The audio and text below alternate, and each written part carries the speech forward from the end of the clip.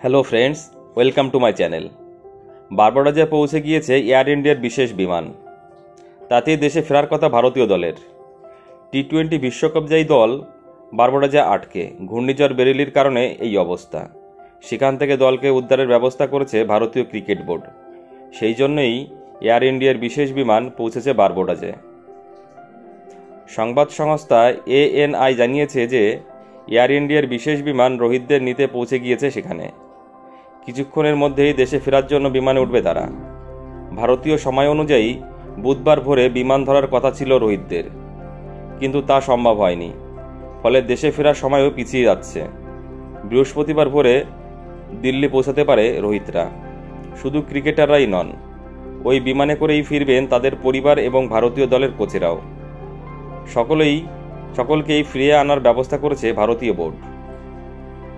শনিবার দক্ষিণ আফ্রিকাকে হারিয়ে টি-20 বিশ্বকাপ জেতে ভারতীয় দল।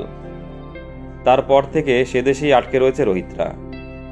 মঙ্গলবার জানা গিয়েছে যে ভারতীয় দল বুধবার ভোরে রওনা দিতে পারে দেশের উদ্দেশ্যে, কিন্তু সেটা সম্ভব হয়নি। মঙ্গলবার এক সাংবাদিক জানিয়েছেন, ভালো খবর, বারবাডোস থেকে রওনা দেবে ভারতীয় দল। BCCI বিশেষ বিমানের ব্যবস্থা করেছে।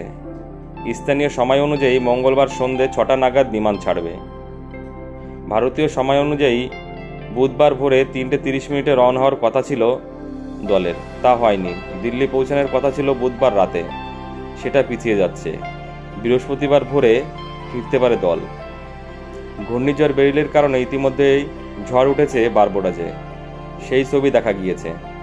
সমাজ মাধ্যমে একটি ভিডিও দেখা যায়, ঝড়ের সময় ভিডিও কল করছিল বিরাট কোহলি।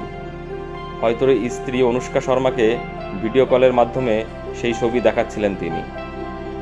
বন্ধুরা, আমাদের আরও কিছু সময় অপেক্ষা করতে হবে বিশ্বকাপজয়ী ভারতীয় দল দেশে ফেরার জন্য। এবং বন্ধুরা, তোমাদের এই জয়, ভারতীয় টিম যে বেশ কয়েক বছর বাদে আবার বিশ্বকাপের স্বাদ পেল, এবং সেই যে অনুভূতি, সেটা প্লিজ তোমরা কমেন্ট সেকশানে জানাও। আর আমার চ্যানেলটা ভালো লাগলে অবশ্যই লাইক, কমেন্টস এবং শেয়ার করে দিও বন্ধুরা, এবং চ্যানেলটি সাবস্ক্রাইব করে দিও।